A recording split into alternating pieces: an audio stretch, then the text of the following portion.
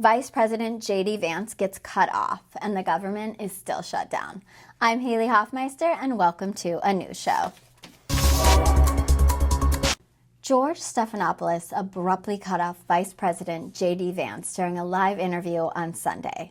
You're focused on a bogus story. You're insinuating criminal wrongdoing against a guy who has done nothing wrong instead of focusing on the fact that our country is struggling because our government's shut down. Let's talk about the real issues, George. I think the American people would benefit much more from that than from you going down some weird left-wing rabbit hole where the facts clearly show that Tom Homan didn't engage in any criminal wrongdoing.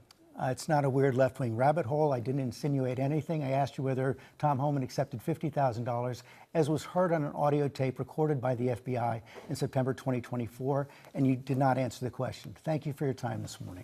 No, George, I said that I don't. Up next, we'll be right back. Whoa. I bet J.D. Vance was like, what happened? I didn't insult him. No. You insulted him a little bit. You got a little out of order yourself. And that's why George hit him with, not today, smoky-eyed Satan. It's commercial time for you. Because you can't come at George Stephanopoulos like that. He's the Greek god of get your sexy-ass eyeliner off my show.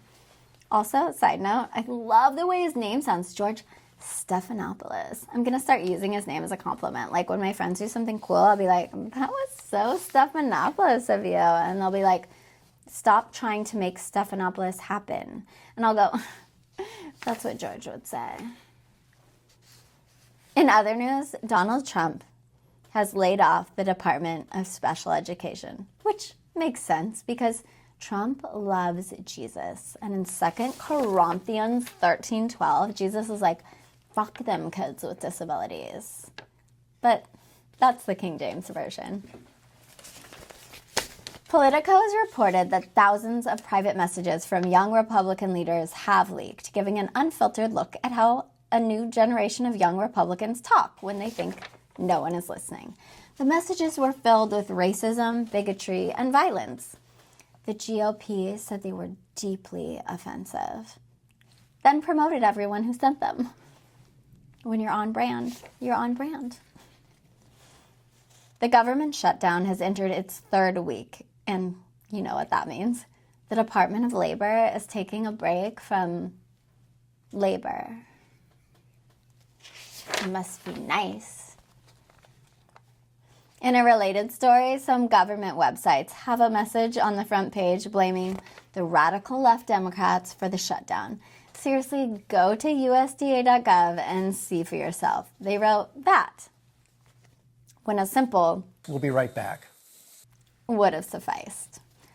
And finally, Time magazine used a photo of President Trump for the cover that the president called the worst photo of all time, and accused the magazine of deliberately choosing an unflattering image of him, claiming they disappeared his hair.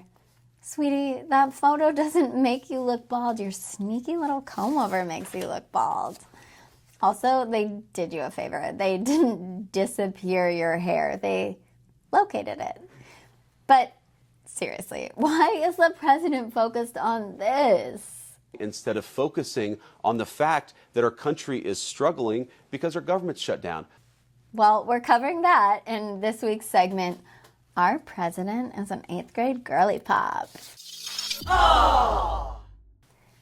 Time magazine wrote an article on President Trump calling his work in Gaza a triumph.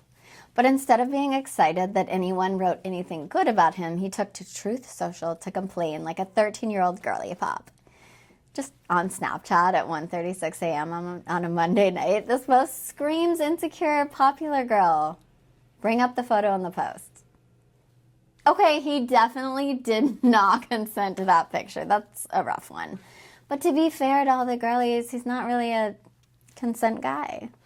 This photo is like when you go out with your friend Jules and she takes a bunch of pictures of y'all together and then posts the one pic where she looks really cute and you have a neck vagina.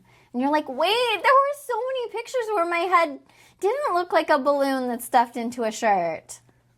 Only in this case, there's no Jules because his bestie was unalived in prison because release the Epstein files. He posted, Time magazine wrote a relatively good story about me, but the picture may be the worst of all time. I like that he wrote worst of all time with capital letters, like it's a book title or something. But come on, this isn't the worst photo of him. I mean, this photo is clearly worse. So is this one. And this one. And this one. But then he goes, they disappeared. Disappeared? What does that even mean? They disappeared my hair and then had something floating on top of my head that looked like a floating crown, but an extremely small one. Really weird. I don't see a floating crown unless he means this circle of whips and maybe the letter M, but that looks more like horns instead of a crown, right? Anyway, he goes, I never like taking pictures from underneath angles, but this is a super bad picture. Oh my God, this was so written by an 8th grader. I love it. And deserves to be called out. What are they doing and why? He's like, why?